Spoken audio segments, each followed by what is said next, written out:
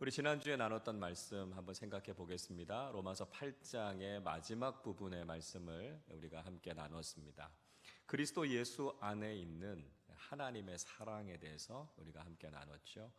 하나님이 우리를 위하시면 아무도 우리를 대적할 사람이 없다, 이렇게 이야기하고 있습니다. 우리가 하나님의 팀이 되면, 하나님께서 우리를 위하시면 그 누구도 우리를 대적할 수 없고 우리를 이길 수 없다라고 하는 말씀을 드렸습니다.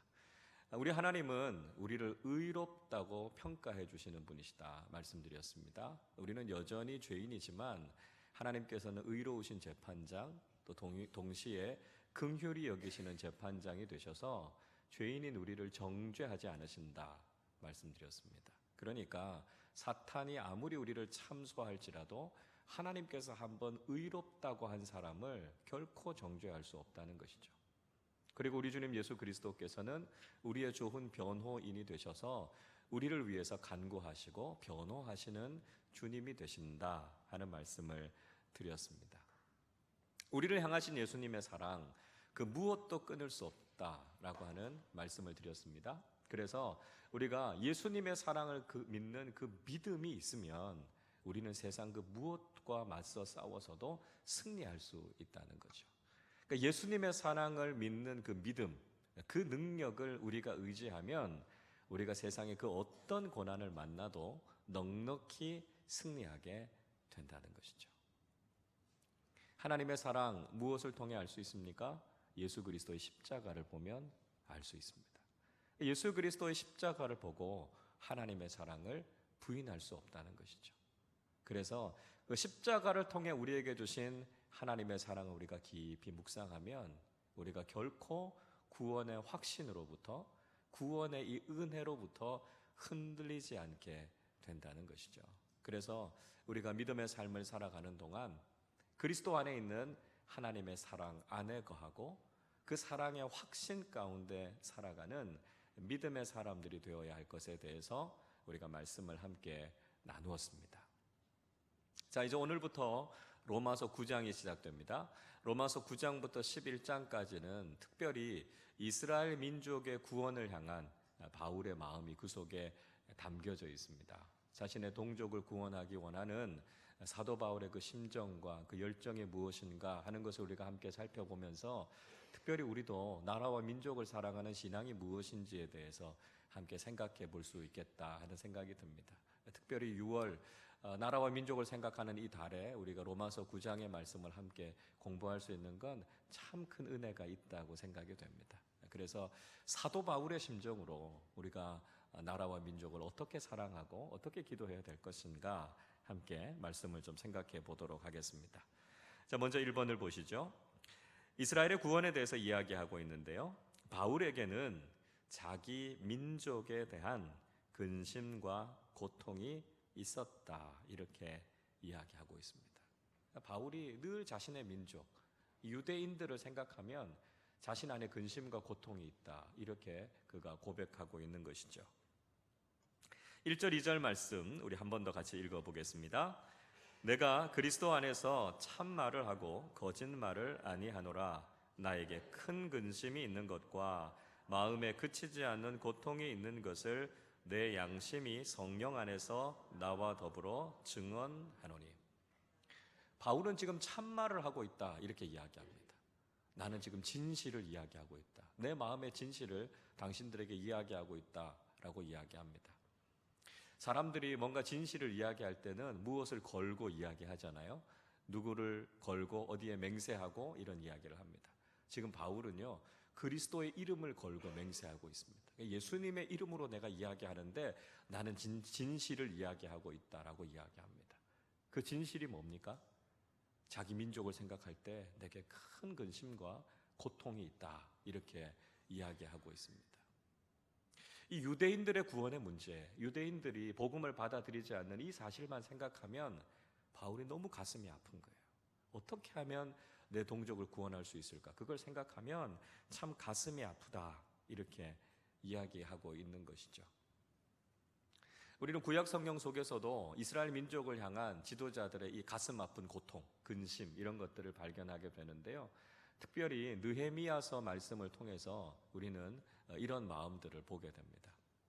이 느헤미야가 수산궁의 아닥사스다의 술관원으로 가게 됩니다. 멀리 포로로 잡혀져 왔지만 그래도 수산궁에서 높은 관직에 올라 있었습니다. 그러면서 멀리 고향 땅에서부터 들려오는 소식들을 듣게 되죠. 느헤미야서 1장 3절과 4절은 이렇게 기록하고 있습니다. 그들이 내게 이르되 사로잡힘을 면하고 남아있는 자들이 그 지방 거기에서 큰 환난을 당하고 능욕을 받으며 예루살렘 성은 허물어지고 성문들은 불탔다 하는지라 내가 이 말을 듣고 앉아서 울고 수일 동안 슬퍼하며 하늘의 하나님 앞에 금식하며 기도하여 이렇게 이야기합니다. 그러니까 고향 땅에서부터 지금 슬픈 소식이 들려온 거예요. 고향 땅 예루살렘에 남아 있었던 사람들이 그 주변 민족 사람들에게 큰 환난을 당하고 모욕을 당했다는 이야기를 듣습니다. 예루살렘 성이 다 허물어지고 성문이 불탔다라고 하는 고향의 슬픈 소식을 듣게 된 거죠. 그러니까 느헤미야의 마음이 무너지는 겁니다. 고향에서 들려오는 소식 때문에 고통스러워하고 근심하고 그래서 수일을 울면서 하나님 앞에 금식하며 기도합니다. 마음속에 그런 근심이 있으니까요. 자기를 섬기는 아닥사스다 왕 앞에서도 이런 근심이 그대로 다 비춰지게 됩니다. 그래서 느헤미야 2장 3절이 이렇게 기록합니다. 왕께 대답하되 왕은 만세수를 하옵소서. 내 조상들의 묘실이 있는 성읍이 이제까지 황폐하고 성문이 불탔사오니 내가 어찌 얼굴에 수심이 없사오리까. 조국의 아픈 소식을 들으니까 도저히 이 슬픈 마음을 감출 길이 없는 거죠. 그래서 왕 앞에서 수심이 있는 얼굴을 그대로 드러내 보이게 된 것이죠. 조국의 아픔, 민족이 당하고 있는 여러 가지 현실에 대해서 외면하는 것이 아니라 그걸 가슴에 끌어안고 통곡하고 기도할 수 있는 것, 이게 바로 그리스도인들의 모습이어야 하고요. 이것이 바로 나라와 민족을 살리는 기독교 신앙이다 하는 것을 이야기해 주고 있습니다. 우리가 6월 한 달 특별히 기도할 때 나라와 민족을 위해서 우리가 기도하게 될 겁니다. 우리가 이 민족이 복음 위에 서는 일을 위해서 또 복음으로 이 나라와 이 민족이 하나 되는 일을 위해서 우리가 부담감을 가지고 사명감을 가지고 우리가 함께 기도해야 된다는 것이죠. 이 땅은 원래 복음과 아무 상관이 없던 땅이었지 않습니까? 그런데 130년 전에 선교사들이 제대로 들어보지도 못했던 조선이라는 땅에 발을 디뎌놓고 여기 복음을 전해 주었기 때문에 우리가 그 복음을 듣게 된 겁니다. 그리고 하나님께서 이 땅에 놀라운 복음의 부흥을 일으키신 거죠. 그래서 이 나라와 이 민족이 복음화 될 수 있었습니다. 그러나 지금의 현실은 어떻습니까? 영적으로 점점 더 침체되어져 가고 있습니다. 한국교회와 복음이 점점 능력을 상실해 가고 있는 상황입니다. 여러분, 이 상황 속에서 우리 그리스도인들이 어떻게 해야 될까요? 가슴을 치면서 회개하고 나라와 민족을 위해서 이 민족의 복음이 다시 부흥될 수 있도록 우리가 깨어서 기도해야 한다는 것이죠. 조국과 민족을 외면하는 신앙은 바람직한 기독교 신앙이 아니라는 것이죠. 우리의 믿음이 늘 공동체를 생각하고 나라와 민족을 생각하고 깨어 있어서 기도하는 신앙이 되실 수 있기를 바랍니다. 자, 두 번째 보시죠. 바울은 유대인의 구원을 간절히 열망했다는 겁니다. 자신의 동족 유대인들이 구원받기 위해서 아주 간절한 열망이 그에게 있었다 하는 것이죠. 3절 말씀 같이 읽어보겠습니다. 나의 형제 곧 고륙의 친척을 위하여 내 자신이 저주를 받아 그리스도에게서 끊어질지라도 원하는 바로라. 내 형제, 내 민족의 구원을 위해서는 내가 그리스도에게 끊어지는 한이 있더라도 내 민족이 구원받기를 원한다. 이 정도로 간절한 심정이 있다. 바울은 이야기하고 있습니다. 바울은요, 이방인의 사도라고 하는 별명을 갖고 있었습니다. 그러다 보니까 늘 오해를 받았던 게 뭐냐면 자신의 동족들을 소홀하게 여긴다라고 하는 오해를 받을 때가 참 많았습니다. 또 특히 바울이 동족인 유대인들에게 핍박을 굉장히 많이 받지 않았습니까? 그러니까 바울이 유대인들을 싫어한다, 동족들을 미워한다, 이런 편견이 있었습니다. 근데 바울은 그렇지 않다는 거예요. 나는 동족을 사랑하고 동족의 구원을 위해서 자기 한 목숨 희생할 만큼 그런 결단과 그런 간절한 마음이 있다라고 하는 것을 이 로마서를 통해서 이야기하고 있습니다. 자, 무엇을 통해서 우리가 바울의 이런 마음을 알 수 있을까요? 사도행전의 말씀을 읽어보면 바울이 이방 여러 지역에 복음을 전하러 갔을 때 가장 먼저 복음을 전했던 곳은 회당이었습니다. 그러니까 가는 곳곳마다 회당에 먼저 들러서 거기에서 복음을 전한 거죠. 회당이라고 하는 곳, 시나고그라고 하는데요. 이 회당이라고 하는 곳이 어떤 곳입니까? 이스라엘이 나라를 잃고 난 이후에 성전이 다 무너져 버리고 말았죠. 그리고 유대인들이 세계 곳곳에 흩어졌습니다. 이걸 디아스포라 유대인 이렇게 이야기합니다. 그러니까 세계 곳곳에 흩어져 있는 유대인들이 자신들이 함께 모일 수 있는 회당이라고 하는 것을 만들었습니다. 그래서 그곳에서 하나님의 말씀을 공부하고 함께 모여서 의견을 나누고 또 교제를 하는 장소가 바로 회당이라고 하는 곳이었습니다.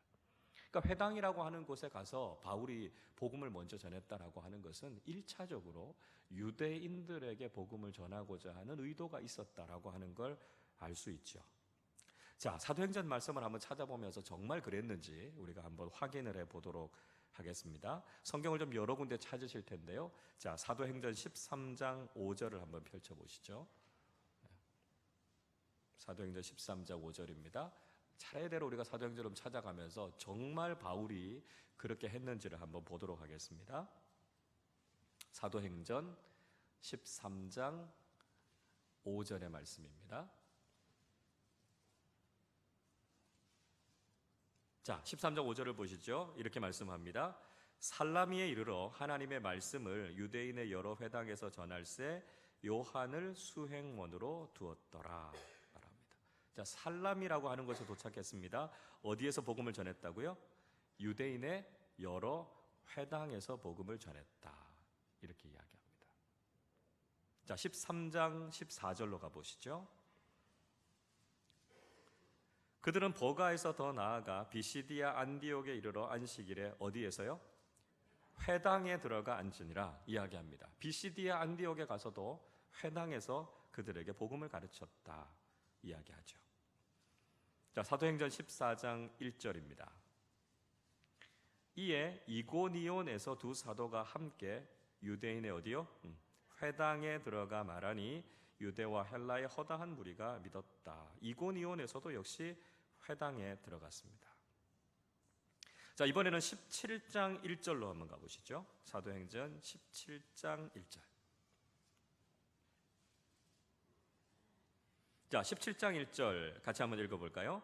그들이 암비볼리와 아볼로니아로 다녀가 데살로니가에 이르니 거기 유대인의 회당이 있는지라. 이번에는 데살로니가를 들어갔습니다. 그런데 데살로니가에서도 역시 유대인의 회당에서 가르쳤다 이야기합니다. 자, 10절로 내려가 보시죠. 자, 10절 같이 한번 읽어봅니다. 밤에 형제들이 곧 바울과 실라를 베레아로 보내니 그들이 이르러 유대인의 회당에 들어가니라. 데살로니가는 항구 도시고요. 베레아는 내륙에 있는 조그마한 도시입니다. 그런데 베레아에 예수 믿는 사람들이 있다는 이야기를 듣고 바울 일행이 베레아로 찾아 들어가는데 베레아로 갔을 때 그들이 유대인의 회당에 들어갔다 이야기합니다. 자, 17장 17절 보시죠. 회당에서는 유대인과 경건한 사람들과 또 장터에서는 날마다 만나는 사람들과 변론하니 이야기합니다. 여긴 어디냐면 아테네입니다. 아테네. 성경의 아덴. 그죠? 아덴에서도 역시 어디서요? 회당에서 그들에게 복음을 가르쳤다 이야기합니다. 자, 사도행전 18장 4절로 가보시죠. 자, 이번에는 고린도입니다. 사도행전 18장은 고린도에서 복음을 전하는데요. 18장 4절에서도 안식일마다 바울이 회당에서 강론하고 이야기하죠. 자, 마지막 하나 더 보죠. 사도행전 19장 8절입니다. 자, 19장 8절 같이 읽어보겠습니다. 바울이 회당에 들어가 석 달 동안 담대히 하나님 나라에 관하여 강론하며 권면하되. 여기는 에베소입니다. 에베소에서도 역시 회당에 들어가서 석 달 동안 하나님 말씀을 가르쳤습니다. 자, 여러분 뭘 알 수 있습니까? 바울이 회당에 들어가서 복음을 전했다라고 하는 것, 회당에 모여있는 유대인들에게 하나님의 복음을 전하는 거예요. 그러니까 자신의 동족들을 향해서 복음을 전하고 그들을 구원하고자 하는 열정이 얼마나 대단했는가 하는 것을 우리가 알 수 있다라고 하는 것이죠. 자, 바울 같은 심정으로 이스라엘의 구원을 위해서 중보하고 열정을 가졌던 사람이 있다면 구약의 모세라고 할 수 있습니다. 모세가 이스라엘 백성들을 이끌고 출애굽하다가 시내산에 이르게 되죠. 모세가 십계명을 받으러 시내산에 올라갔을 때 이스라엘 백성들이 그걸 기다리지 못하고 금송아지 우상을 만들게 됩니다. 그래서 하나님의 진노하심을 받지 않습니까? 그래서 하나님께서 이스라엘 백성들을 다 쓸어버리겠다 그랬어요. 그리고 모세를 통해서 새로운 민족을 시작하게 하시겠다. 하나님께서 그렇게 말씀하셨습니다. 사실 이스라엘 백성들이 모세의 명령을 계속 거역하고 따르지 않았잖아요. 그러니까 모세의 심정으로 생각하면, 인간적으로 보면 하나님께서 그러실 만도 하겠다 이렇게 생각할 수도 있었을 겁니다. 그러나 모세는 그렇게 하지 않았습니다. 모세는 자신의 민족을 살려달라고 하나님 앞에 생명을 걸고 중보기도 합니다. 출애굽기 32장 31절 32절입니다. 이렇게 기록합니다. 모세가 여호와께로 다시 나아가 여짜오되 슬프도소이다. 이 백성이 자기들을 위하여 금신을 만들어 싸우니 큰 죄를 범하였나이다. 그러나 이제 그들의 죄를 사하시옵소서. 그렇지 아니하시오면 원하건대 주께서 기록하신 책에서 내 이름을 지워버려 주옵소서. 이게 모세의 기도입니다. 그렇게 말 안 듣는 이스라엘 백성들이었지만 모세는요, 책임 있는 기도를 하는 겁니다. 희생적인 기도를 하는 거예요. 하나님, 이 민족을 버리시려면 저도 버리십시오. 하나님, 저를 봐서라도 이 민족을 살려주십시오. 이게 모세의 기도였습니다. 여러분, 우리가 해야 될 기도가 이 기도라는 거예요. 영적인 지도자들이 교회가 깨어서 나라와 민족을 위해서 이렇게 기도하면 하나님께서 이 나라와 이 민족에 복을 주십니다. 이게 그리스도인들이 교회가 해야 할 기도라는 것이죠. 나라와 민족을 살리시고 이 나라와 이 민족을 긍휼히 여기시는 하나님의 은혜가 임하도록 우리가 깨어 기도할 때 이 나라와 이 민족이 복을 받게 될 줄로 믿습니다. 자, 3번 보시죠. 바울은 이스라엘에게 주신 영광과 약속이 있다, 이렇게 말하고 있습니다. 이스라엘에게 주신 특별한 영광이 있다는 거예요. 이스라엘에게 주신 특별한 약속이 있다는 겁니다. 자, 4절 말씀 같이 읽어보겠습니다. 그들은 이스라엘 사람이라. 그들에게는 양자됨과 영광과 언약들과 율법을 세우신 것과 예배와 약속들이 있고. 바울은 지금 하나님께서 이스라엘 백성들에게 주셨던 그 특별한 선물, 특별한 은혜가 있다라고 하는 것을 쭉 열거하고 있습니다. 어떤 겁니까? 양자됨이 있습니다. 영광이 있고요. 구약의 약속들이 있고 율법, 제사, 또 그에 따른 규례들, 이런 것들이 있습니다. 자, 양자됐다라고 하는 것, 하나님 자녀된 특권이죠. 이스라엘 백성들을 택해서 하나님께서 그들을 자녀되게 하지 않으셨습니까? 하나님의 영광을 보여주셨습니다. 히브리어로 카보드라고 합니다. 이게 하나님의 무거움입니다. 하나님이 이스라엘 백성들 가운데 임재하신 거죠. 회막에, 성전에 하나님이 임재하셔서 하나님의 영광을 그들이 경험하지 않았습니까? 그 영광을 이스라엘 백성들에게 보여준 거죠. 언약을 주셨습니다. 모세를 통해서 시내산 언약을 주셨죠. 다윗의 가문에 주신 나단의 신탁이 있지 않았습니까? 예레미야를 통해서 새 언약의 약속을 주지 않으셨습니까? 수도 없이 많은 언약을 이스라엘 백성들과 맺으셨다는 거죠. 율법을 주셨죠. 하나님의 법, 하나님의 법을 수여받은 그런 율법의 전수자가 되는 축복을 주셨습니다. 그들에게 예배를 가르쳐 주셨습니다. 레위기의 말씀을 통해서 하나님을 섬기려면 이렇게 섬기고 하나님께 예배하려면 이렇게 예배해야 된다라고 하는 제사의 법을 그들에게 주셨습니다. 영적으로 유익한 걸 얼마나 많이 받았습니까? 이스라엘 백성들이 받은 게 너무 많은 거예요. 그러니까 그걸 생각하면 하나님 앞에 감사하고 찬양해도 모자란다라고 하는 거죠. 그렇게 많은 은혜를 받았음을 잊지 말라 이야기하고 있습니다. 우리도 마찬가지 아닙니까, 여러분? 우리의 가정에, 우리의 공동체에 하나님께서 얼마나 큰 은혜를 주셨습니까? 얼마나 많은 것들을 우리에게 선물로 주셨습니까? 우리가 없는 것 때문에 불평하고 원망할 게 아니라 하나님께서 우리에게 주신 것들을 하나하나 세워가면서 하나님 감사합니다. 우리의 삶에 이런 것들도 허락해 주셨군요. 하나님이 주시는 은혜의 그 선물에 감사하고 찬양하는 우리 모두가 되실 수 있기를 바랍니다. 자, 네 번째 보시죠. 이스라엘의 자랑은 믿음의 조상들과 유대인으로 오신 예수 그리스도이다 라고 하는 거죠. 이스라엘에게 많은 걸 주셨습니다. 그 중에서도 가장 중요한 건 뭐냐면 믿음의 조상들이었다라고 하는 것이고요. 그 핵심에는 예수 그리스도가 유대인으로 오셨다라고 하는 거죠. 자, 5절 말씀 같이 읽어보겠습니다. 조상들도 그들의 것이요 육신으로 하면 그리스도가 그들에게서 나셨으니 그는 만물 위에 계셔서 세세의 찬양을 받으실 하나님이시니라. 아멘. 이스라엘이 누린 가장 큰 선물이 뭐예요? 정말 귀한 믿음의 조상들을 그들에게 주신 거 아닙니까? 아브라함, 이삭, 야곱, 모세와 여호수아 같은 지도자, 다윗과 같은 위대한 왕, 수도 없이 많은 믿음의 사람들을 이스라엘 위에 세워주신 거죠. 그 중에 가장 큰 축복, 예수 그리스도가 유다 지파에서 났잖아요. 이스라엘 민족으로 메시아가 이 땅에 오셨다는 것, 그 무엇으로도 비교할 수 없는 큰 축복을 경험하게 된 것이죠. 그러니까 이런 놀라운 축복을 경험한 이스라엘이 하나님께 영광을 돌리지 않고 하나님의 뜻을 따르지 않는다, 이건 말이 되지 않는다라고 하는 거죠.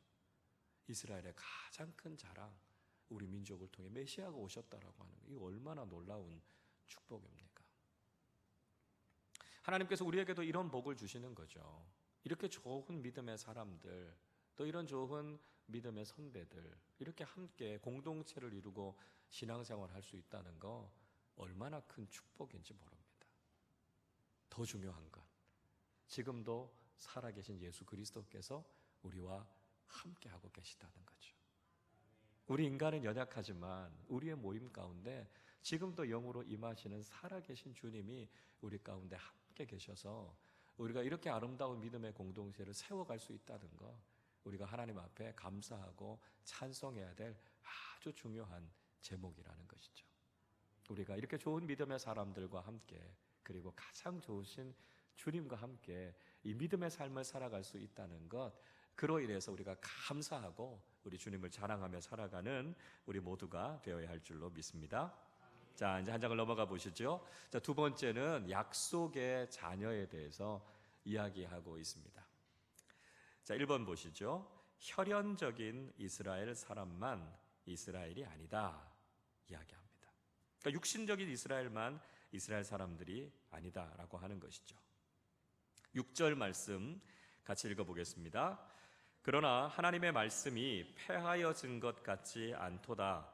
이스라엘에게서 난 그들이 다 이스라엘이 아니요. 자, 우리가 앞에서 살펴봤던 것처럼 바울은 분명히 동족과 조국에 대해서 사랑하는 마음이 있었던 것이 사실입니다. 그러나 그 마음이 편협하지 않았다는 거예요. 그러니까 배타적인 민족주의, 배타적인 선민의식, 그런 걸 갖고 있었던 것이 아니라는 겁니다. 그러면서 이야기합니다. 이스라엘 민족으로 육신적으로 난 사람이라고 해서 다 이스라엘 민족이 아니라는 거죠. 그 이스라엘의 축복은 육신적인, 혈연적인 어떤 그런 흐름으로 받게 되는 것만이 아니다라고 하는 거죠. 진정한 이스라엘의 축복은 약속에 있다는 겁니다. 약속에. 믿음의 씨가 진짜 이스라엘이다 이야기하고 있습니다. 그러니까 외형적으로 보여지는 것만 가지고 다 판단하면 안 된다는 거죠. 외형적으로 이스라엘 사람이니까 다 축복의 자손이고 다 언약의 자손이다, 그게 아니다라고 하는 거죠. 더 중요한 건 하나님의 약속을 믿고 그 약속의 씨가 돼야, 그래야만 하나님의 자녀가 된다라고 하는 거예요. 오늘날도 마찬가지입니다. 우리가 교회 다닌다고 해서 다 하나님 자녀가 되는 게 아니라는 거예요. 우리가 예수 그리스도의 구원의 은혜를 믿고요, 우리 안에 그 구원의 확신과 예수 그리스도를 구주로 믿는 믿음이 있어야 그게 바로 구원받은 하나님의 자녀가 된다는 거죠. 그러니까 겉모습만 가지고 내가 교회 다니니까 그게 다가 아니라는 거예요. 내가 정말 예수 그리스도를 구주로 영접하고 그분이 나의 구주이심을 믿는 믿음 위에 서 있어야 하고요, 약속 위에 서 있어야 우리가 하나님의 자녀가 된다라고 하는 것이죠. 자, 이스라엘이라고 다 이스라엘이 아니다 말씀하죠. 자, 그러면 누가 진짜 이스라엘입니까? 2번을 보시죠. 이삭을 통해서 난 자만이 약속의 자녀이다 이야기합니다. 그러니까 이삭의 씨를 통해서 난 자만 약속의 자녀다 이렇게 이야기하고 있는 것이죠. 7절 말씀 같이 읽어보겠습니다. 또한 아브라함의 씨가 다 그의 자녀가 아니라 오직 이삭으로부터 난 자라야 내 씨라 불리리라 하셨으니. 자, 바울이 이런 이야기합니다. 아브라함의 육신의 씨라고 해서 다 아브라함의 자손이 아니다, 약속의 자손이 아니라는 거예요. 이삭을 통해서 난 자만이 아브라함의 씨다 이렇게 이야기한다는 거죠. 자, 아브라함의 자녀는 이삭만 있었던 게 아니지 않습니까? 첫 번째 아들이 누구였죠? 이스마엘이었습니다. 육신의 자녀인 이스마엘이 먼저 태어났습니다. 그리고 이삭이 태어났죠. 그리고 그 이후에도 그들과 결혼해서 또 다른 자녀들을 낳았습니다. 그런데 오직 이삭을 통해서 주어진 자녀들만 아브라함의 씨가 된다 이렇게 이야기하고 있습니다. 이삭을 통해서만 이 약속을 이어가겠다, 하나님께서 그렇게 말씀하고 계신 것이죠. 그래서 약속의 씨, 그 믿음으로 하나님의 약속을 이어받은 사람들만 아브라함의 자손이 된다 이렇게 이야기하고 있습니다. 자, 여러분, 우리가 아브라함의 후손과 또 그 이후에 이어지게 되는 여러 종교들을 좀 한번 연결해 보시면 여러분이 좀 정리가 되실 수 있을 것 같습니다. 그래서 한번 좀 정리해 보려고 하는데요, 우리가 아브라함을 가리켜서 믿음의 조상이다 이렇게 이야기하죠. 그래서 아브라함의 육신의 아들, 먼저 태어난 아들이 이스마엘이죠. 이스마엘의 후손들이 바로 오늘날 이슬람을 믿고 있는 사람들, 아람 민족들입니다.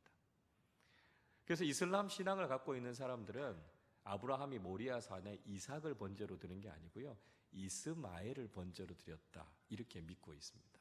그래서 자신들은 이스마엘의 후손이죠. 그러니까 이슬람을 믿고 있는 사람들도 역시 그들의 믿음의 조상, 아버지는 아브라함이다 이렇게 생각한다는 거예요. 그러니까 이슬람 사람들하고 가서도 아브라함 이야기를 하면 얘기가 통할까요? 안 통할까요? 통해요. 어느 정도까지는 통하는 거죠. 자, 그게 이제 이슬람의 뿌리라고 할 수 있습니다. 자, 그런데 유대교와 기독교는 이삭을 통해서 그 약속이 이어져 왔다 이렇게 보고 있는 것이죠. 그래서 아브라함과 이삭을 통해서 그 믿음을 쭉 이어가고 있는 것이 유대교와 기독교입니다. 근데 유대교와 기독교가 결정적으로 나뉘어지는 시점이 어디입니까? 누구를 통해서 나뉘어집니까? 예수 그리스도를 통해서 나눠지는 거죠. 그러니까 유대교를 믿는 사람들은 아직 메시아가 오지 않았다고 생각합니다. 그래서 여전히 그들은 오실 메시아를 기다리고 있는 겁니다. 그게 유대교 신앙입니다. 근데 기독교는요, 구약에서 약속하신 메시아가 오셨다는 거죠. 그분이 누구라고요? 그분이 예수님이시라고요. 자, 거기에서부터 유대교와 기독교가 갈려지게 됩니다. 그래서 우리는 예수 그리스도가 오심을 통해서 신약의 시대, 은혜의 시대, 복음의 시대가 시작됐고 그분이 바로 우리의 메시아이시다라고 하는 것을 믿는 것이 바로 우리 기독교 신앙이죠. 자, 이렇게 기독교가 쭉 역사적으로 이어져 오다가 1054년이 되면 교회가 크게 두 개로 나뉘어지게 됩니다. 그러니까 하나는 동방교회고요, 또 하나는 서방교회입니다. 그래서 동방교회는 크게 세 개 교회가 있습니다. 그리스에 있는 그리스 정교회, 러시아에 있는 러시아 정교회, 이집트에 있는 콥틱 교회. 이 교회가 동방 정교회에 속합니다. 그리고 서방 교회는 바티칸을 중심으로 한 서방 로마 가톨릭이 서방 교회죠. 그래서 신학적인 논쟁 때문에 1054년에 크게 동방교회와 서방교회로 나뉘어지게 됩니다. 그리고 이 로마 가톨릭 서방교회가 쭉 지속되어져 오다가 1517년에 마틴 루터의 종교개혁에 의해서 구교회인 바티칸 로마 가톨릭과 우리 신교회 개신교가 거기서부터 갈려져 나오게 되죠. 그래서 우리 개신교회가 거기서부터 이제 역사를 처음 출발하게 됩니다. 그러니까 크게 보면 기독교 안에는 동방교회, 그 다음에 서방교회, 개신교회가 기독교 안에 다 포함이 되어져 있는 거죠. 그리고 우리는 종교개혁 이후에 말씀을 중심으로 하는, 또 믿음을 중심으로 하는 우리 개신교회 신앙이 쭉 이어져 오고 있고요. 그 이후로 이제 여러 교파들이 생기게 된 거죠. 자, 이렇게 한번 쭉 좀 정리를 해보시면, 아브라함을 통해서 전 세계의 종교가 그렇게 일어나게 됐고 어떻게 나뉘어져 왔는가라고 하는 걸 우리가 알 수 있습니다. 자, 진짜 아브라함의 신은 이삭을 통해서 예수 그리스도를 통해서 우리에게 이어져 오고 있다라고 하는 것을 이야기하고 있는 거죠. 그러니까 약속을 통해 오신 메시아 예수 그리스도를 믿는 자들이 바로 약속의 자녀들이다, 이렇게 말씀하고 있는 것입니다. 자, 정리가 좀 되시나요? 네, 정리가 되시죠? 자, 3번 보시죠. 육신의 자녀가 아니라 약속을 통한 자녀가 참된 자녀다 이야기하고 있습니다. 자, 반복해서 이야기하고 있는 거죠. 약속을 통한 자녀가 진짜 자녀다, 이렇게 이야기하고 있는 겁니다. 8절 말씀 같이 읽어보겠습니다. 곧 육신의 자녀가 하나님의 자녀가 아니요 오직 약속의 자녀가 씨로 여기심을 받느니라. 자, 다시 한번 바울은 육신의 자녀가 아니라 약속의 자녀, 그것이 하나님의 자녀다, 이렇게 이야기하고 있습니다. 그러니까 육신으로는 분명히 자녀인데 하는 걸 보면 자녀 같지 않은 사람들이 있습니다. 그러니까 부모님을 잘 모시고 마땅히 자녀로서 해야 될 의무와 공경과 이런 것들을 다 해야 되는데 참 자식인데 자식 같지 않다, 이렇게 보여지는 사람들이 우리 주변에도 가끔 있는 걸 볼 수 있습니다. 근데 반대의 경우도 있어요. 분명히 친자녀가 아닌데도 보면 정말 잘하는 분들이 있습니다. 입양돼 온 자녀들 가운데 그런 분들이 있죠. 배아파 난 자식은 아니지만 길러주신 그 은혜와 사랑에 감사해서 정말 친부모 이상으로 너무너무 잘하는 그런 자녀들도 있습니다. 또 그냥 옆집에 같이 사는 사람인데 정말 내 부모처럼 그렇게 어르신들을 잘 섬기는 분도 있어요. 교회 안에서도 보면 그런 분들의 모습들 참 많이 보게 됩니다. 그거 보면 정말 육신의 자녀보다도 낫다, 이렇게 이야기할 만한 사람들이 우리 주변에도 많이 있는 걸 볼 수 있습니다. 여러분, 자녀들이 정말 진짜 참된 자녀가 된다라고 하는 건 부모님의 말씀을 순종하고 그 말씀에 따르는 자녀가 진짜 자녀 아니겠습니까? 자식들이 할 수 있는 가장 큰 효도가 부모님의 뜻에 순종하고 부모님의 뜻을 따르는 자녀들이 아마 자녀로서 할 수 있는 가장 큰 효도라고 할 수 있을 겁니다. 우리는 하나님의 영적인 자녀들입니다. 우리가 하나님의 영적인 자녀들이라고 말할 때 우리가 할 수 있는 가장 중요한 것이 무엇일까요? 하나님의 말씀에 순종하는 거 아니겠습니까? 그 말씀을 존중히 여기고 그 말씀을 따라 살아갈 때 우리가 진짜 하나님의 자녀답게 살아가는 것 아니겠습니까? 요한일서 5장 2절에서 사도 요한은 이렇게 이야기합니다. 우리가 하나님을 사랑하고 그의 계명들을 지킬 때에 이로써 우리가 하나님의 자녀를 사랑하는 줄을 아느니라 이야기합니다. 우리가 하나님을 사랑한다고 말하면 하나님의 계명, 하나님의 말씀을 지키면서 살아갈 때 우리가 하나님을 사랑하는구나, 하나님의 아들이신 예수 그리스도를 사랑하는구나 하는 것을 알게 된다는 것이죠. 우리가 하나님의 자녀답게 하나님의 말씀을 따르고 순종하는 믿음의 사람들이 되실 수 있기를 바랍니다. 자, 마지막 4번째입니다. 약속의 자녀는 하나님의 약속을 믿고 기다리는 사람이다 하는 거죠. 약속의 자녀는 약속을 붙잡는 사람입니다. 약속의 자녀는 약속이 이루어질 것을 믿고 기다리는 사람이 약속의 자녀들이라는 것이죠. 9절 말씀 같이 읽습니다. 약속의 말씀은 이것이니 명년 이때에 내가 이르리니 사라에게 아들이 있으리라 하십니다. 하나님께서 아브라함에게 약속을 주셨습니다. 내년 이맘때에 내가 다시 올 때 사라에게 아들이 있을 것이다. 약속을 주신 거죠. 인간적으로 보면 사실 이 약속은 굉장히 모호한 겁니다. 불가능해 보이는 약속이죠. 인간적으로 보면 가능하지 않은 약속입니다. 그러나 놀라운 것은 아브라함과 사라가 그 약속의 말씀을 믿었다는 거예요. 그리고 그 약속의 말씀을 붙잡았다는 거죠.